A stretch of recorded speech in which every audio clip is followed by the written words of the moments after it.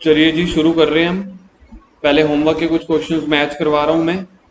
Homework बताना कल question कौन कौन से दिए थे। क्वेश्चन नंबर 2, 3, 8 और 8 भी। चलो क्वेश्चन नंबर 2 पहले मैं होमवर्क मैच करवा रहा हूँ। क्वेश्चन नंबर 2 पे आ जाओ। ये अभी बुक का काम है।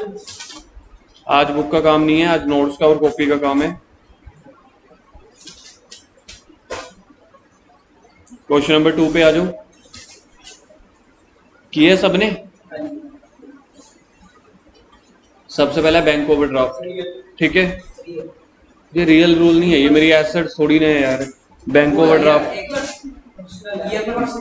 ये पर्सनल है, फर्स्ट पर्सनल है, क्योंकि बैंक ओवरड्राफ्ट मतलब बैंक से लोन लिया हुआ है, तो बैंक क्या होता है, एक पर्सन होता है, आर्टिफिशियल पर्सन। अगला है bad debts, nominal rule, debit, insurance charges. क्या हो गया?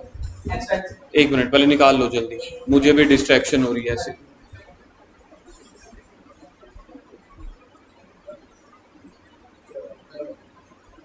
थर्ड है इंश्योरेंस चार्जेस, नॉमिनल, डेबिट। अपनी कॉपी में देखो, आउटस्टैंडिंग एक्सपेंसेस, इंश्योरेंस।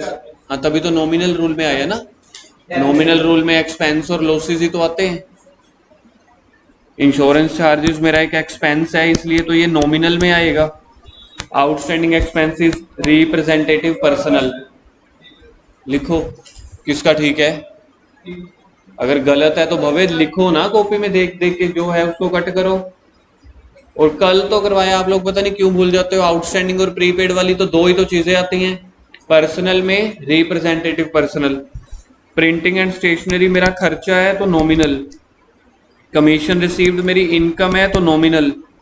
डेप्रिसिएशन मेरा लॉस है तो नॉमिनल। एंट्रेंस फीस पेड, मैंने किसी चीज के पैसे पे किए हैं तो ये भी मेरा एक्सपेंस है तो नॉमिनल। मिस्टर सचिन ये पर्सनल, ये तो नेचुरल पर्सन ही हो गया ना, पर्सनल। सैलरी पेड मेरा खर्चा है तो नॉमिनल। आई थिंक एक दो चीजें मुश्किल थी, फर्स्ट और फोर्थ, बाकी इजी थे। अगला क्वेश्चन बोलो। थर्ड कैश इन हैंड मेरी एसेट्स है, रियल। इंटरेस्ट ऑन इन्वेस्टमेंट मेरी इनकम है, तो ये नॉमिनल में, नॉमिनल के क्रेडिट में। Ram and sons person, prepaid आ गया।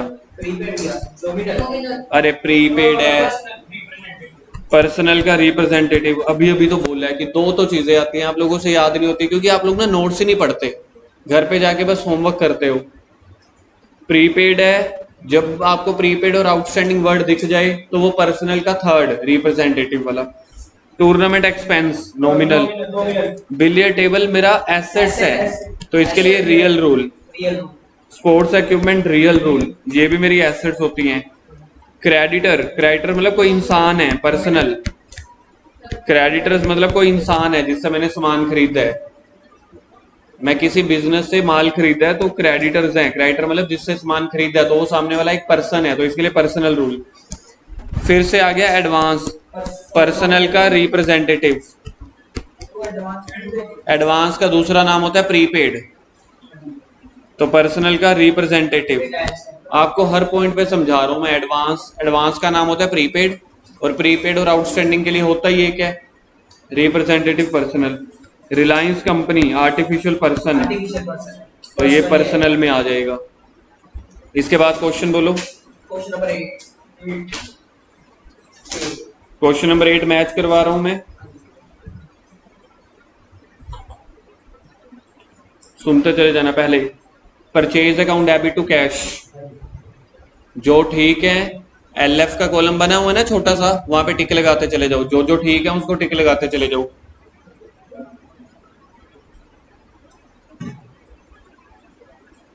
आगे sold goods to Vasudev, Vasudev account debit to sales account. उसके बाद है sales return account debit to Vasudev, 6 date वाली sales return account debit to Vasudev. आगे रिसीव्ड कैश फ्रॉम वासुदेव, अगली एंट्री बनेगी 8th वाली, ध्यान से सुनना। Cash account debit 8800, discount allowed account debit 200 to Vasudev 9000। ये ठीक है ये वाली, जिसकी ये वाली एंट्री ठीक है मतलब समझ में आ रहा है। जिसकी 8 वाली ठीक है, 8 वाली। एक बार फिर से रिपीट कर रहा हूँ। Cash account debit 8800, discount debit, discount allowed debit 200 to Vasudev. Ninth वाली में ना थोड़ा सा फिरकी थी। Chandrakant sold goods to us, मतलब हमने तो खरीदी है। Purchase account debit to Chandrakant, ये सेल नहीं है, ये परचेज है। चंद्रकांत ने हमें बेची तो हमने तो खरीदी है ना। ये कुछ है नहीं प्रॉब्लम वाला, लाइन पढ़नी थी। एक्टिव की जगह पैसिव वॉइस दिया हुआ है। करवा रहा हूं मैं, करवा रहा हूं। अगली नाइन्थ वाली हो गई, purchase account debit to Chandrakant. Pritam purchase goods from us, हमने तो बेची है, तो Pritam account debit to sales. ये मेरी सेल है तो एंट्री बनेगी Pritam account debit to sales. 9 तक हो गई और 10 तक हो गई। पहली 10th हो गई।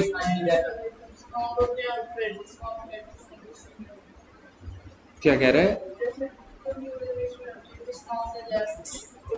कहाँ है डिस्काउंट? अच्छा, वो पता है क्यों है? क्योंकि ये ट्रांजैक्शन अभी आप पहली बार सीख रहे हो, धीरे धीरे आएगी चीज। हमें एकदम से जंप नहीं मारनी। हम कोई मतलब वो शक्तिमान नहीं है कि बुक यहाँ पे रखी, एक बार दिमाग पे बुक रखी और मतलब सारी बुक याद हो गई। हम इंसान है, हमें धीरे धीरे समझ आता है, कोई इश्यू नहीं है। ऐसा तो नहीं है ना कि पूरे क्वेश्चन में एक एंट्री भी आपको ना आती हो।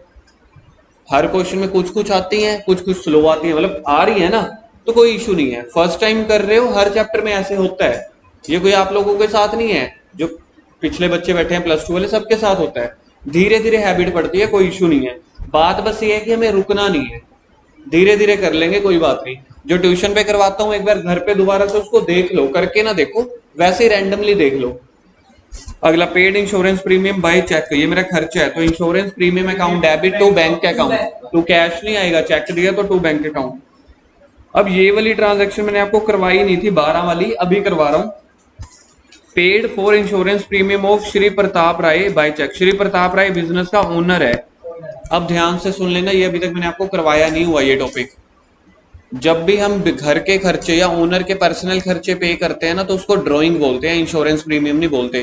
देखो, दो तरह का इंश्योरेंस होता है। एक तो दुकान का इंश्योरेंस करवा लिया, बिल्डिंग का, वहां तो आपने 10 वाले में वही वर्ड लिखा था, insurance premium account debit to bank. लेकिन जब इंश्योरेंस प्रीमियम मालिक का होगा, ओनर का या ओनर के बच्चों का या उसकी बीवी का, तो हमने पहले दिन से सीखा हुआ ना, ओनर डिफरेंट पर्सन होता है, बिजनेस अलग। तो ये हमने ओनर का खर्चा पे किया, तो ओनर के खर्चे को लिखते हैं drawings account debit to bank. तो ये वाली एंट्री आप किसी की ठीक नहीं होगी, 2000 वाली। हाँ, वो गलत है ना, वो गलत है। गलती आप लोगों की नहीं है, क्योंकि मैंने सिखाया नहीं हुआ। यहाँ पे आएगा drawings account debit to bank. तो पर्सन का नेम तो दिया हुआ है ना, तो आप ऐसे समझ लो। वैसे ही तो मैंने क्वेश्चन बनाया तो ऊपर लिखना भूल गया हूँ, अदरवाइज बुक में लिखा होगा। तो आपके लिए ये डिफरेंट है। आज मैंने इसका नोट्स आपको लिखवाने हैं, ठीक है? जो लिखवाने हैं मैंने अभी पहले मैं क्वेश्चन मैच करवा रहा हूँ। हाँ, नेक्स्ट लिखो जी। Paid cash to Chandrakant and discount allowed by him. Chandrakant account debit 14,000, to cash 13,780, to discount received 220। क्योंकि हमने देना था 14,000 पे, हमने दिया 1380। Chandrakant account debit 14,000, to cash 13,780, to discount received 220। Bought goods from Pawan, list price इतने, trade discount. Purchase account debit to Pawan 12,000। वही पहले जो मिलवा रहा हूं ना, पहले वो वाली 18 वाली डेट की एंट्री है। Purchase account debit to Pawan 12,000। फिर आएगा पवन अकाउंट डेबिट टू कैश 8,000, सामने 8,000 लिखा हुआ है। चाहे हमने उससे सामान 12 का खरीदा, लेकिन अभी 8,000 दिया। Received cash from Pritam, cash account debit to Pritam. होवे मैच करो। 26 वाली है cash account debit to Pritam. 30th वाली है, पहले आ जाएगी wages account debit to cash, फिर advertisement expense account debit to cash, फिर salary account debit to cash. इसको बोलते हैं कंपाउंड एंट्री। ये टॉपिक आज करवाने, लिखो। और इस वाली 30 डेट के आगे ऐसे एरो डाल दो।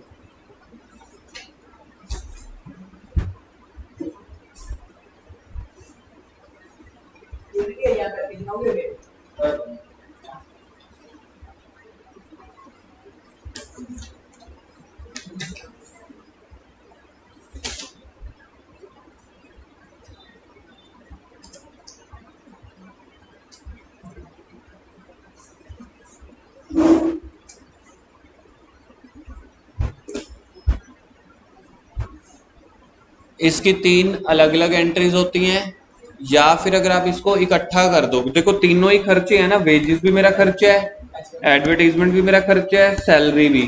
तो जब सेम नेचर की ट्रांजैक्शन होती है ना, सेम नेचर की, तो उसको आप बोलते हो कंपाउंड एंट्री। क्या बोलते हो?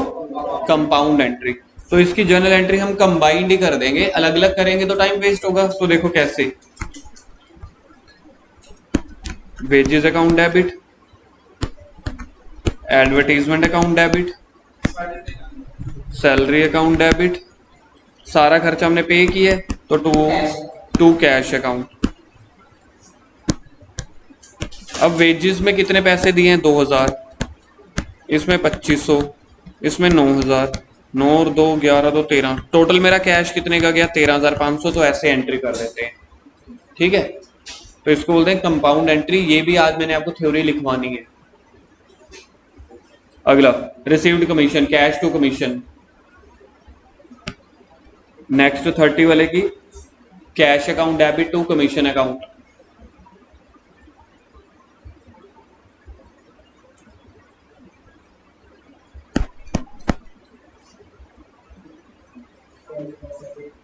Cash account debit to commission account.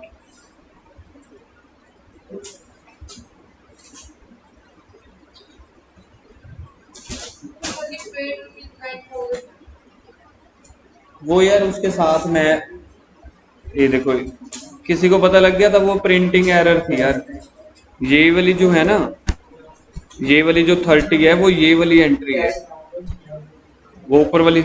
इधर देखना एक बार के लिए यार, वैसे नॉर्मल सी बात थी, आप लोगों को समझ आ जानी चाहिए। ये जो इकट्ठी एंट्री है ना, ये इकट्ठी है, वो गलती से ये वाला 30 इधर डल गया था।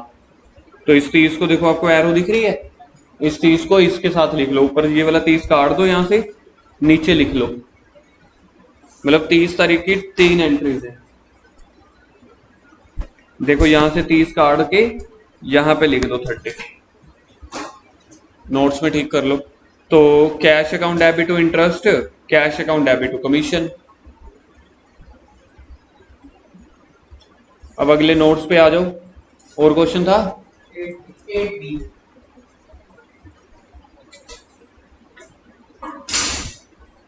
8A हमने कल कर लिया था। 8B आप लोगों ने किया या नहीं किया भाई? yes, 8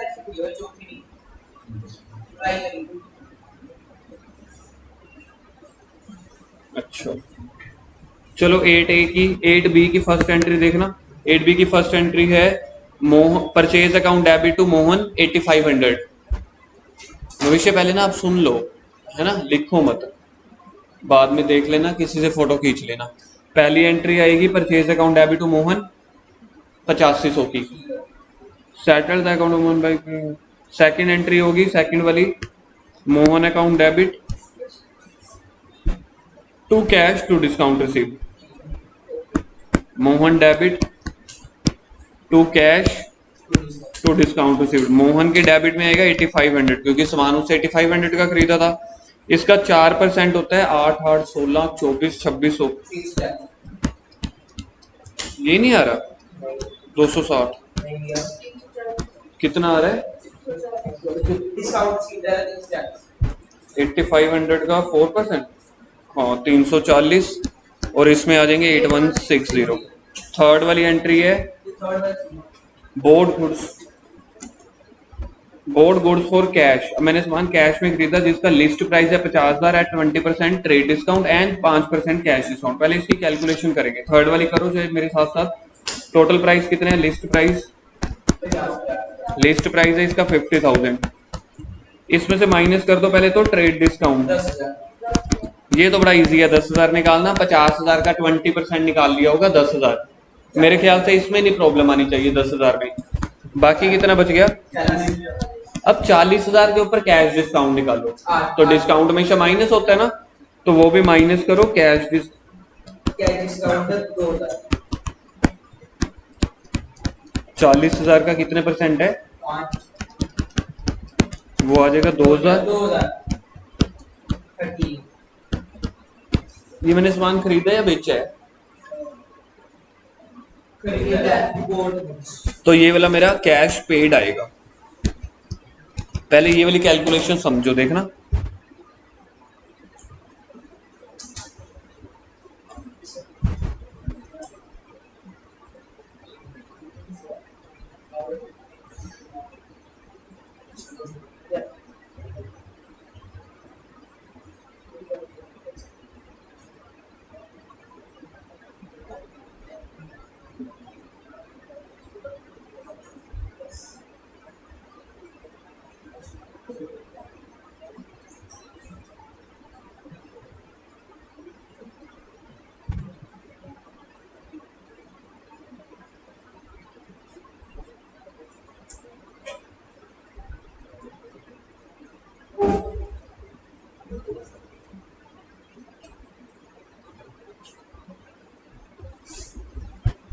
कैलकुलेशन समझो। कैलकुलेशन में कोई रूल तो होता नहीं है, पहले ट्रेड डिस्काउंट माइनस कर दो फिर कैश।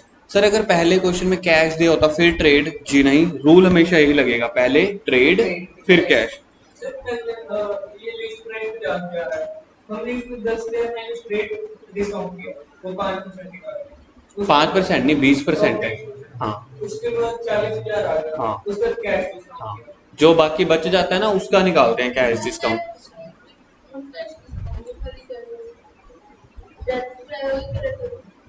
अरे अभी तो एंट्री कर रहा हूँ, जल्दी नहीं मचानी यार, तभी तो चीजें समझ नहीं आती। ये देखो एंट्री अब ये होगी, परचेज अकाउंट डेबिट। परचेज पता है कौन सी अमाउंट होती है? जो ट्रेड डिस्काउंट माइनस करने के बाद आती है ना, वो होती है परचेज। लिख लो, जो ट्रेड डिस्काउंट माइनस करने के बाद आता है उसको बोलते हैं परचेज। तो परचेज में आएगा 40,000। टू कैश अकाउंट, देखो मैंने कैश कितना पे किया है? 38। कैश पे किया 38,000। कितने का डिस्काउंट मिला? 2,000। मैंने सामान खरीदा है तो मुझे डिस्काउंट मिला, मेरे लिए तो प्रॉफिट हो गया ना यार, मेरे लिए तो इनकम हो गई। टू डिस्काउंट रिसीव्ड कितना? 2,000। याद बस आप लोगों को एक ही चीज रखनी है, जो ट्रेड डिस्काउंट माइनस करने के बाद होता है ना वो होती है परचेज की अमाउंट, सेल होगा तो सेल की अमाउंट। देखो अब समझ में आ गई है। अब आगे करेंगे सेल वाली एंट्री हम। एंट्री नंबर 4 सेम है, sold good for cash, list price 20,000, 10% trade discount, 3% cash discount. तो पहले हमेशा की तरह ऐसे ही निकालेंगे, देखो जैसे यहां पे निकाला था।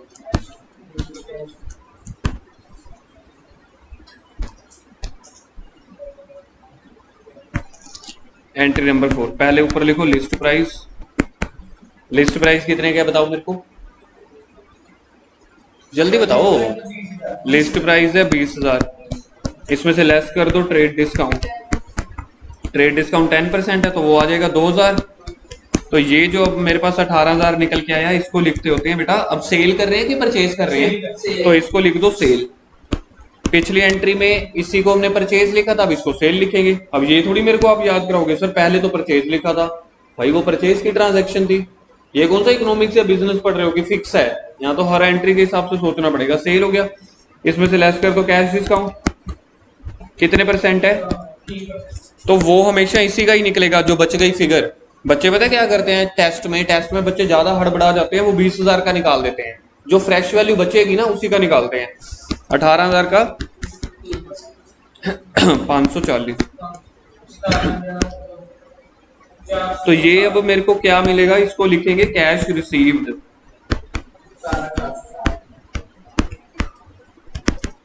17,460।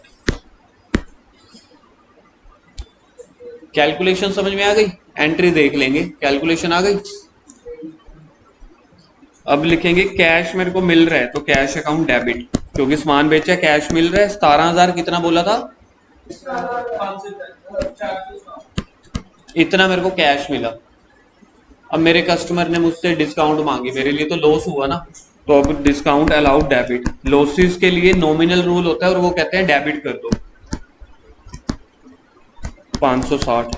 और मेरा टोटल वैसे सेल होनी कितने की चाहिए थी ट्रेड डिस्काउंट के बाद?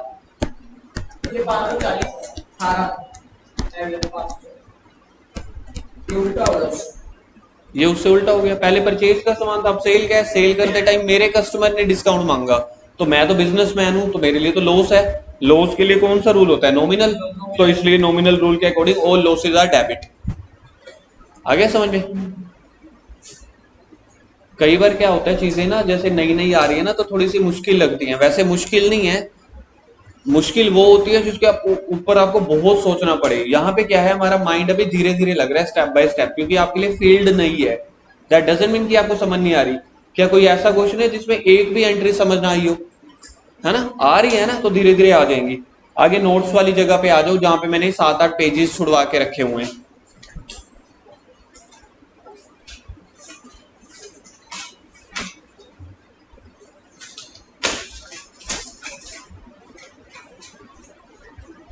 डिस्काउंट के बाद आखिरी में डिस्काउंट लिखा था।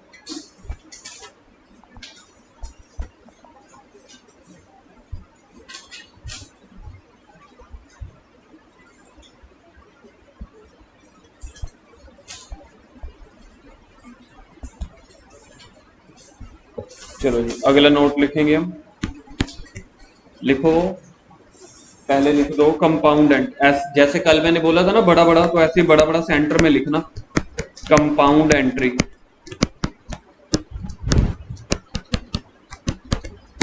और इसके ऊपर डाल दो आप e की पावर 4-5। एग्जाम में 4-5 बार यही थ्योरी का क्वेश्चन आया हुआ है, 2 नंबर का।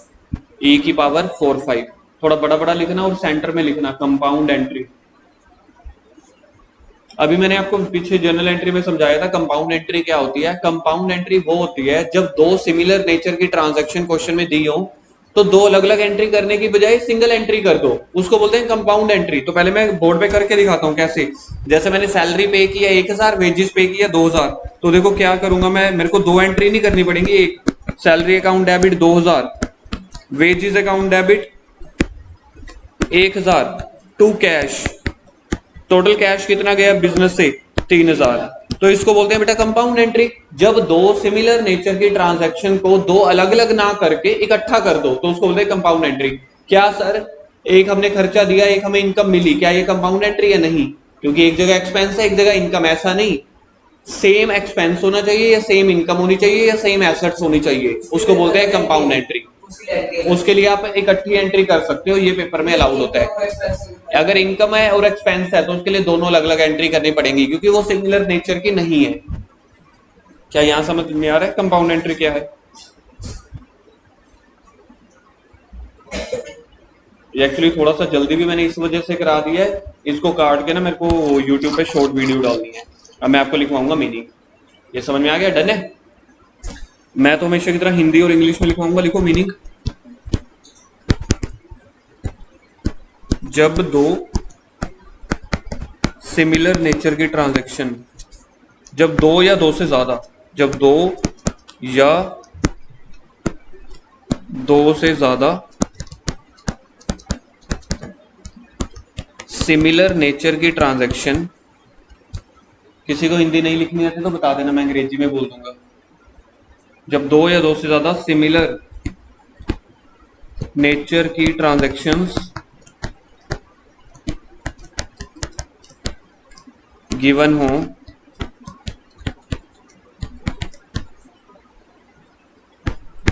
तो सेपरेट एंट्री करने की जगह एक single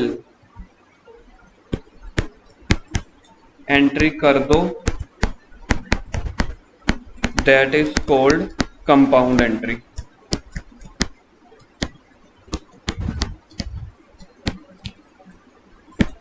that is called compound entry. For example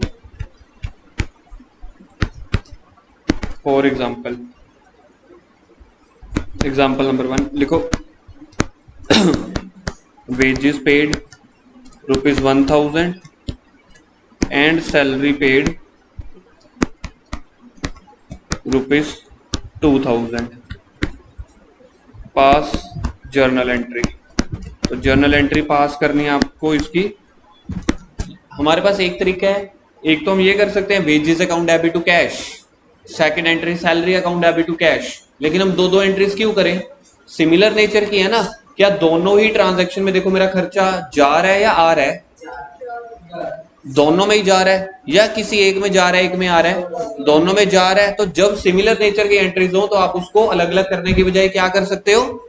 एक ही में कर सकते हो। बनाओ फॉर्मेट, छोटा सा बनाना, 3 लाइनों का बस। जर्नल एंट्री हमेशा फॉर्मेट में होगी।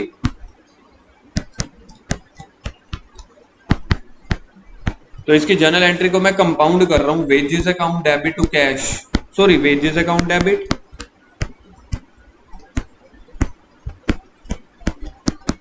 Salary account debit to cash account. बताओ वेजेस का खर्चा कितना है? वेजेस का खर्चा बताओ मुझे।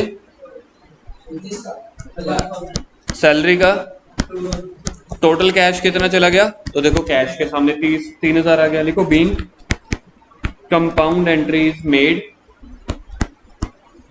For wages and salary.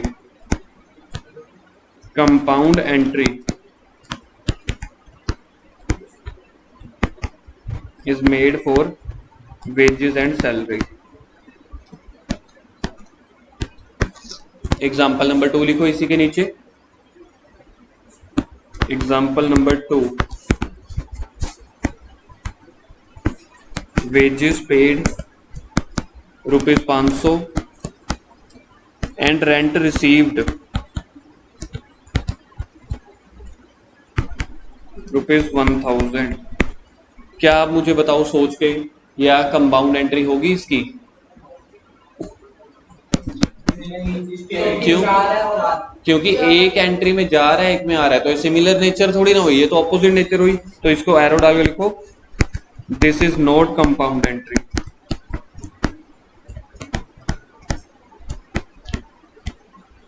So do separate entries.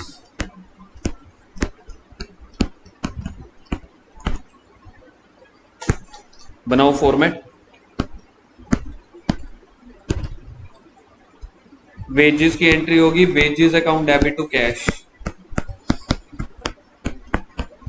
Wages account debit to cash account. बताना वेजेस कितने के हैं? अभी नरेशन नहीं लिख रहा मैं, ठीक है, तो इसको छोड़ देना नरेशन को। एंट्री नंबर 1 हो गई। एंट्री नंबर 2 में देखो मेरे को क्या मिला है? रेंट, रेंट रिसीव्ड, तो कैश मिला होगा ना। तो इसमें मैं उल्टी एंट्री कर दूंगा, कैश अकाउंट डेबिट।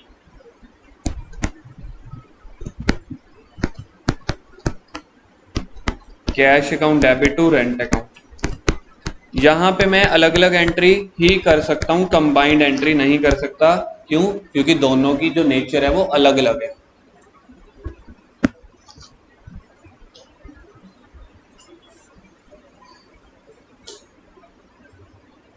देखो जी भाई साहब, समझ में आ गई? हाँ तो रेंट कोई पर्सन थोड़ी है, रेंट तो इनकम है। देखो यहाँ पे है रेंट रिसीव्ड, रिसीव्ड का मतलब होता है कैश, रेंट का मतलब हो गया इनकम। तो एक जगह लग जाएगा रियल रूल, कैश के लिए लगा real rule, debit what comes in. आ क्या रहा है मेरे पास? मेरे पास क्या कोई बंदा आ रहा है कि कैश आ रहा है? कैश आ रहा है तो उसके लिए रियल रूल लग गया, कैश अकाउंट डेबिट। मेरे को कैश क्यों मिल रहा है? मेरी इनकम की वजह से, मेरे रेंट की वजह से। क्या रेंट कोई पर्सन है या इनकम है? रेंट एक इनकम है, और इनकम के लिए नॉमिनल रूल लगा, इसलिए क्रेडिट कर दिया। नॉमिनल रूल क्या बोलता है? Debit all expense credit all income. तो लिखना है तो आप लोग यहाँ भविष्य यहाँ पे लिख लेना, ये जो कैश है ये रियल रूल के अकॉर्डिंग है, ये जो रेंट है ये नॉमिनल रूल के अकॉर्डिंग है। लिखो जी, एक बार लिख लो आप लोग भी सारे। कैश रियल रूल के अकॉर्डिंग है और नॉमिनल रूल के अकॉर्डिंग।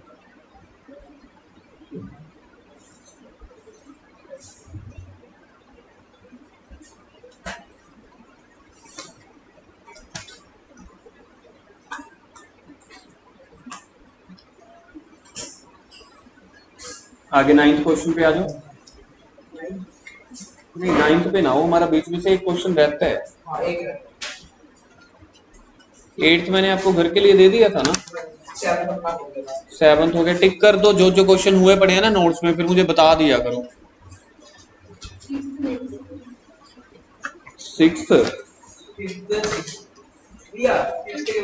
5th 6th हमारे बुक में से हो गए थे, कल भी बताया था मैंने आपको। बुक वाले टिक कर दो 5 और 6 को भी। अब आप लोग आ जाओ 9th पे आज के। 4th रह गए, वो तो छोटे वाला है। अब आ जाओ आप लोग 9th क्वेश्चन पे।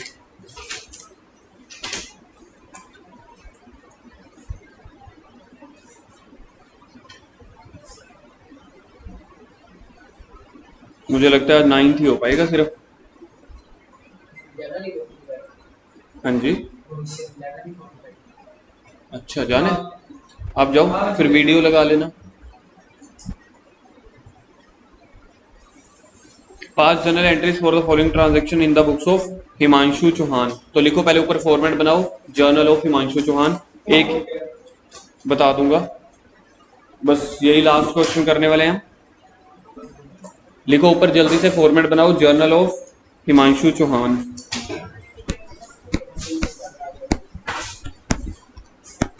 बस से शुरू कर दिया और क्या, नहीं तो फिर घर के लिए देना पड़ेगा। ओके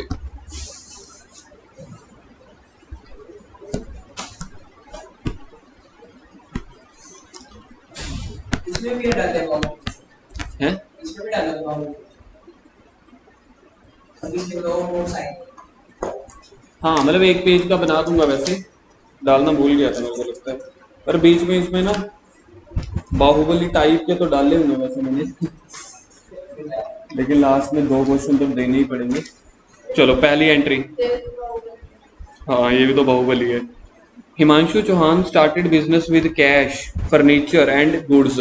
ऐसा क्वेश्चन याद है हमारे पास, उसमें भी आते थे इक्वेशन वाले चैप्टर में। यार है तो ट्रांजैक्शन सेम, चैप्टर बस अलग अलग है। तो बिजनेस में क्या क्या आ रहा है, कैश आ रहा है, फर्नीचर आ रहा है और गुड्स आ रहे हैं, तो टोटल देखा जाए तो ये बिजनेस की कैपिटल है। तो इसकी एंट्री बनेगी अप्रैल 2019 की। पहले ऊपर लिख लो April 2019 first date. Cash account debit, furniture account debit, furniture था ना सेकंड, देखना cash account debit, furniture account debit. Goods हैं तो गुड्स को आप गुड्स भी लिख सकते हो, स्टॉक भी लिख सकते हो, हम दोनों लिख देंगे, goods oblique stock. Account debit, तो ये सारी चीजें मिला के याद है हम किसका कहां पे लिखते थे, कैपिटल में, तो टू कैपिटल अकाउंट। क्योंकि बिजनेस स्टार्ट की है ना, तो ये बिजनेस स्टार्ट किया तो ये कैपिटल हो गई।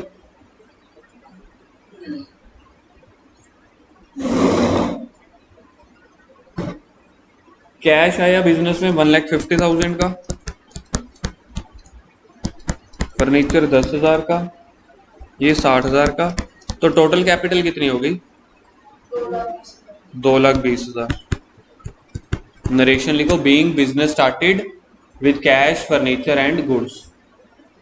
मेरे पास स्पेस कम है इसलिए मैं नरेशन नहीं लिख पाऊंगा। लिखो narration being business started with cash goods and furniture. आगे है अप्रैल, देखना नेक्स्ट कौन सी अप्रैल है, नेक्स्ट है 4 अप्रैल, तो 4 डेट डाल दो, एक लाइन छोड़ देना नरेशन के बाद। Sold goods to Pratap, list price इतने हैं, ट्रेड डिस्काउंट इतने हैं। क्रेडिट पे बेची है या कैश पे, कैसे पता लगा मानस, नाम गिवन है तो क्रेडिट पे, तो प्रताप जो है इस क्वेश्चन में रिसीवर हो जाएगा, और सेल है तो प्रताप, परचेज नहीं है बेचा है। पढ़ो शब्द पढ़ो, पहला Pratap debit to sales account, सामान बेचा है तो मेरी इनकम है, इनकम क्रेडिट में होती है।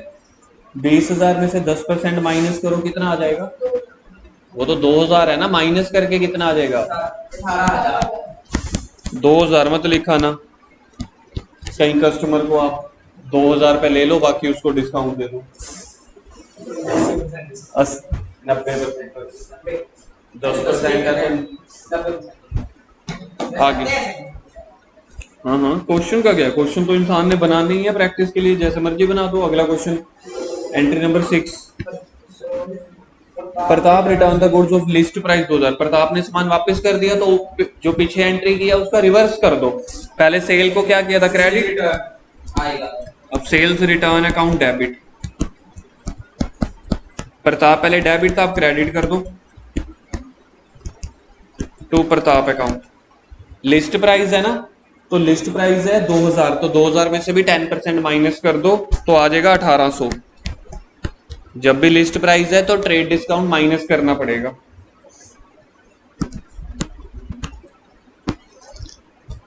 सिक्स के बाद देखना।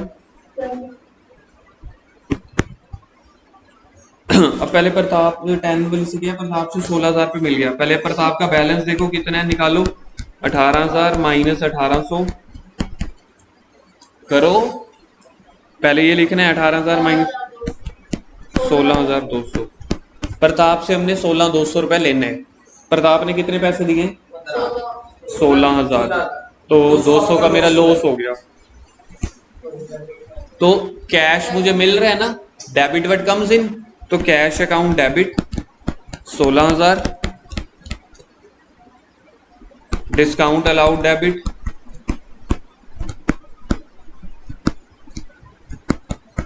200। प्रताप क्या है, रिसीवर है या गिवर है, पैसे ले रहा है कि दे रहा है, दे रहा है, तो गिवर हो गया। गिवर के लिए personal rule, debit the receiver credit the giver, तो टू प्रताप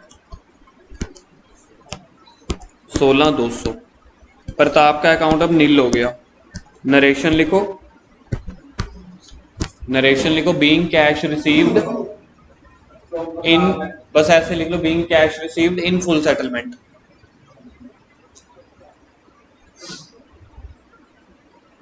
હવે नरेशन लिखो,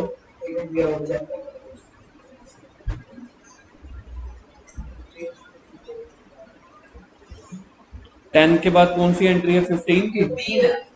परचेज फर्नीचर फॉर ₹12,000। अब देखो ना, यहाँ पे दिया नहीं हुआ कि फर्नीचर कैश पे खरीदा है या क्रेडिट पे। कैश कैश लिखा हुआ है, कहाँ पे लिखा हुआ है, ₹12,000। अरे रुपीज में कैश होता, रुपीज तो कैश ही होगा। अगर बंदे का नाम पे नहीं गिवन, अगर बंदे का नाम नहीं गिवन तो कैश पे होता है भवे। यार रुपीज को कैश में तो बोलो, रुपीज तो हमेशा सारी ट्रांजैक्शन के साथ लिखा होता है, वो तो अमाउंट बता रहा है कि रुपीज है, डॉलर है, पाउंड है, ये थोड़ी लिखा हुआ कैश, लिखा हुआ कैश तो लिखा होगा। अब इस क्वेश्चन में सिर्फ परचेज्ड फर्नीचर है 12,000 का, तो क्वेश्चन साइलेंट है, तो कैश पे खरीदा होगा। फर्नीचर आ रहा है, फर्नीचर आ रहा है तो फर्नीचर अकाउंट फर्नीचर को डेबिट कर दो। क्या जा रहा होगा, कैश, तो टू कैश अकाउंट। दोनों ही रियल रूल लगे, कितने का, 12,000। नरेशन लिखो, लिख दिया आपने narration, being furniture purchased on cash. Manas आपने लिखी है नरेशन, लिखो फिर लिखो, कोई बात नहीं, फिर भी लिखो, दोबारा लाइन नीचे डाल देना, कोई बात नहीं। Being furniture purchased on cash, फिर से 15 की है।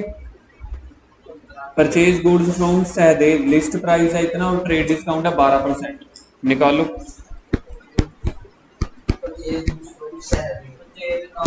परचेज अकाउंट डेबिट तो सहदेव, क्योंकि यहाँ पे कैश दे नहीं रहे इसलिए सहदेव आएगा। 50,000 वाला 12% डिस्काउंट में, 50,000 का 12% कितना होता होगा, 50,000 का 12%, 12 6,000, तो बाकी रह गया 44,000। Being goods purchase from Sahdev,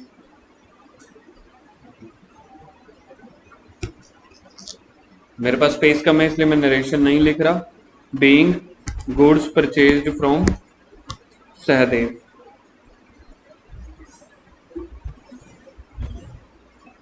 पंद्रह के बाद 18, return goods to Sahdev list price. अब मैंने पहले खरीदा था, मैंने वापस कर दिया ना, कौन सी डेट को वापस किया, 18 को, तो पिछली जो एंट्री की है उसका रिवर्स कर दो, सहदेव को अब डेबिट कर दो, क्योंकि इस केस में सहदेव जो है वो रिसीवर हो जाएगा, डेबिट द रिसीवर। 4,000 को 12% लगेगा। हाँ, और ये मेरे लिए क्या है, परचेज है, परचेज रिटर्न, रिटर्न तो नाम आएगा परचेज रिटर्न अकाउंट।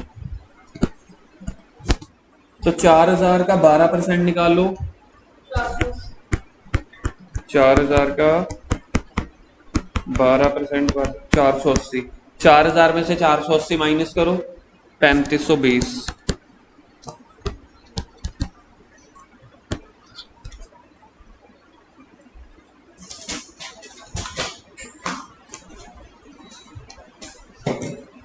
यहां तक समझ आ गया? 18 तक ये तो रिपीट में आ रही है बार बार एंट्री। 18 के बाद 20 को देखो प्रिडिक्ट करो क्या एंट्री होगी। सहदेव को पैसे दे रहे होंगे, पहले खरीदा फिर रिटर्न किया फिर वापस कर रहे हो, कितना पैसा वापस कर रहे हो उसको? Clear the Sahdev account by paying cash at 5% discount पे, निकालना पड़ेगा जी। अब देखो जी सहदेव का बैलेंस कितना है, अभी अभी आपको करना भी सिखाया था मैंने। सहदेव का बैलेंस था 44,000, उसमें से माइनस कर दो 3520, निकालो सहदेव का कितना बैलेंस पेंडिंग है।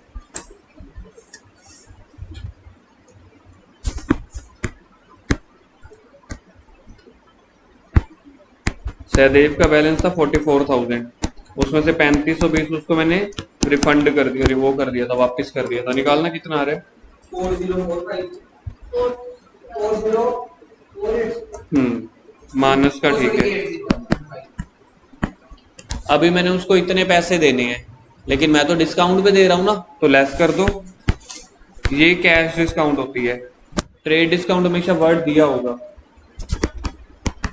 तो less cash discount. Cash discount कैसे निकलती है? 40480 का 5%, 2024 लेस। तो बाकी जो है वो आ रहा है cash paid.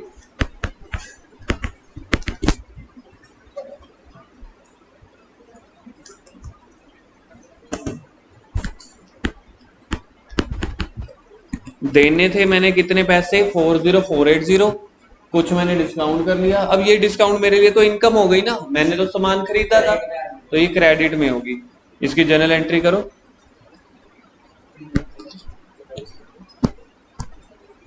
Sahdev account debit 40480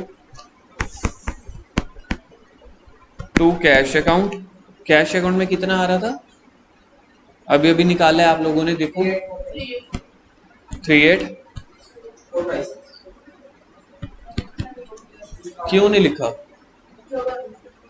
तो जगह नहीं है तो लिखेगा नहीं, तो अगले पेज पे लिखा अगर ना जगह नहीं है तो डिस्काउंट रिसीव्ड यार अलाउड नहीं है, मुझे तो मिल रही है ना। कितना था डिस्काउंट रिसीव्ड देखना, 20। नरेशन लिखो, being amount paid to Sahdev in full settlement.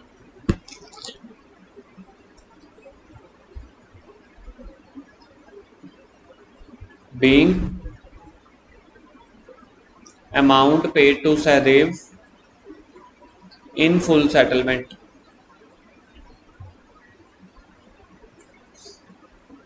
Twenty one पे आ जाओ, पढ़ो 21। क्यों?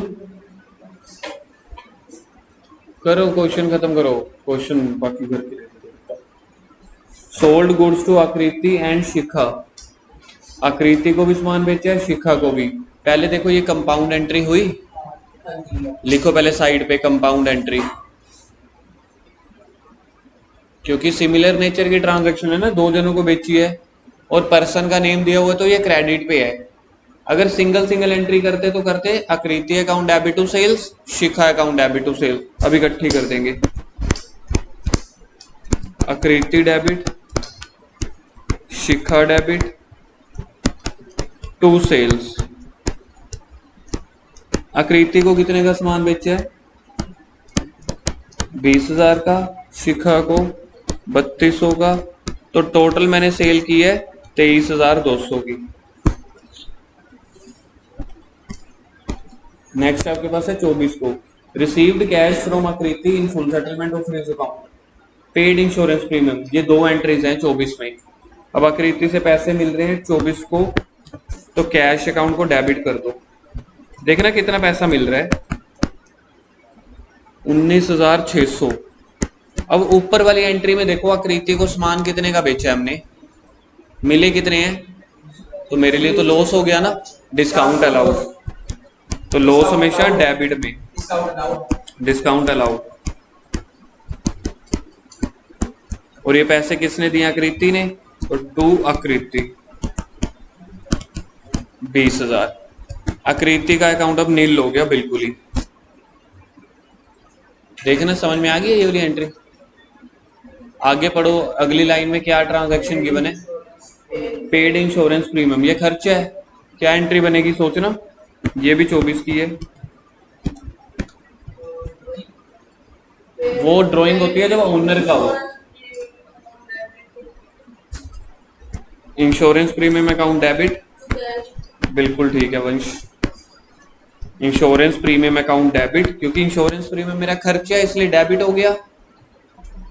और कैश चला गया बिजनेस से, कितने का, 1500 का। नेक्स्ट पढ़ो 24 के बाद 25 है। हाँ अब ध्यान से पढ़ना, अब ये प्रोप्राइटर के लिए है, ये ड्राइंग्स है। Drawings account debit to cash, क्योंकि ये प्रोप्राइटर के लिए है ना, तो ये ड्राइंग्स है। जो कुछ नहीं दिया होगा तो इंश्योरेंस का खर्चा है, प्रोप्राइटर के लिए होगा तो ड्राइंग्स का। ड्राइंग्स अकाउंट डेबिट, यहां पे भी तो कैश गए है ना, तो टू कैश अकाउंट, कितने से,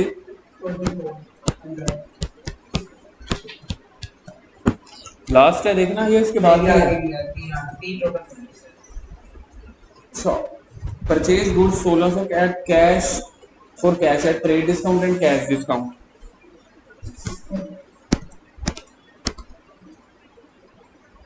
छब्बीस वाली, मैंने सामान खरीदा कितने का, 16,000 का, ट्रेड डिस्काउंट भी मिली, कैश डिस्काउंट भी। तो पहले मैं लिख लेता हूं टोटल 16,000। पहले क्या माइनस होता है, ट्रेड डिस्काउंट, कितने परसेंट है, 10%, तो 1600 होता है। तो बाकी परचेज कितने की आ गई, 14,400। अब इसमें से लेस कर दो cash discount, cash discount less कर दो 2%, तो 14,400 का 2% निकालना, वंश निकाल लिया। 14,400 का 2%, 288। ये ठीक है यार, वंश बड़ी स्पीड से मारता है। तो ये मैं सामान खरीद रहा हूँ कि बेच रहा हूँ, देखना ट्रांजैक्शन परचेज की है या सेल की, तो परचेज है तो कैश पेड आ जाएगा। 14,400 में से 288 माइनस कर दो, 14,112। ये तो हो गई कैलकुलेशन। अब जर्नल एंट्री कर रहे हैं बस, इसके बाद छुट्टी, बाकी जो बच गई होमवर्क होगा और घर से। अब देखो मैंने सामान खरीदा है ना, परचेज कितने की है, देखो मैंने लिखा हुआ है परचेज, दिख रहा है आपको, परचेजेस लिखा था ना, देखो परचेज अकाउंट डेबिट, क्योंकि मेरा खर्चा होता है परचेज, इसलिए परचेज हमेशा डेबिट में आती है। 14,400, बीच में से मैंने 14,400 में से कैश कितना पे किया है, टू कैश अकाउंट 14,112, बाकी की मुझे डिस्काउंट मिल गई 288। अभी बंद मत करना। ये लास्ट वाली ट्रांजैक्शन देखो समझ में आई है आप लोगों को,